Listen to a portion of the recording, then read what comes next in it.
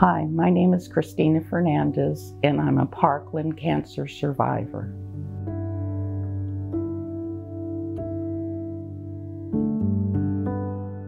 I was 47 years old when I was diagnosed with cancer. My reaction was probably not good.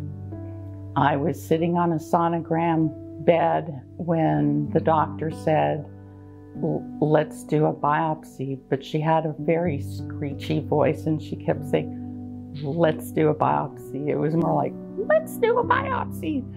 And it startled me and scared me to such an extent. I jumped out of the bed. I ran all over the clinic trying to find my dear friend who had gone with me that day. And I was screaming her name out, and she finally found me. The doctor realized she'd freaked me out when she kept saying, "Let's do the biopsy, let's do the biopsy." And by the time they got me back in the room, the doctor had decided I was too distraught to do a biopsy. So we set it up for the next Monday, and it was verified.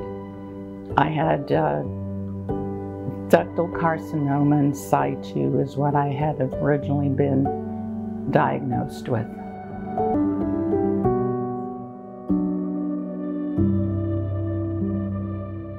I discovered I was suffering from cancer when I started developing lumps that were extremely painful.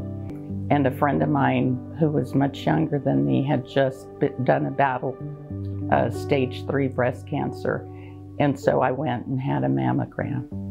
When the first results of the mammogram came back, they were kind of iffy, so they asked me to go do a more advanced mammogram, and everything snowballed from there. I went through 2 surgeries to get clear margins, and then I was left on my own. This was a different hospital system, so I had to actually find a radio-oncologist, and I couldn't find one. It was around Christmas time, 2005, and I contacted someone at the bridge who told me that I should go and apply to Parkland and for Parkland Plus, and so that's what I did. And since then,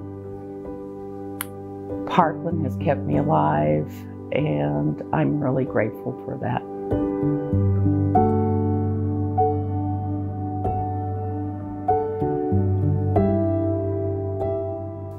I have actually been in treatment since 2006. I started receiving radiation therapy, and also at the same time they discovered I wasn't a stage 0/1. I was actually a stage 4 breast cancer person. And so they wanted me to either stop radiation and start my chemo, and I decided to finish radiation because I only had a week left, and start my chemo the following week.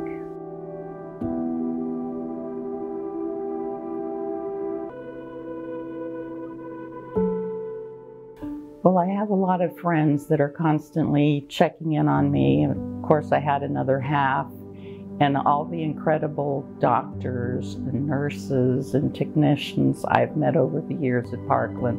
They have been phenomenal. They really do care about you. People tell me all the time, "You're on Medicare, why don't you go to Baylor? Why don't you go to Presbyterian?" And the fact is, I get excellent quality care. They're always on top of things.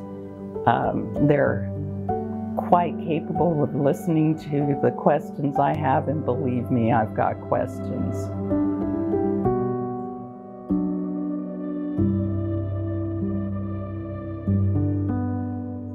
I would advise women to do their annual mammograms, and most importantly, to keep their follow-up appointments, because they are important. I'm here because I keep my appointments.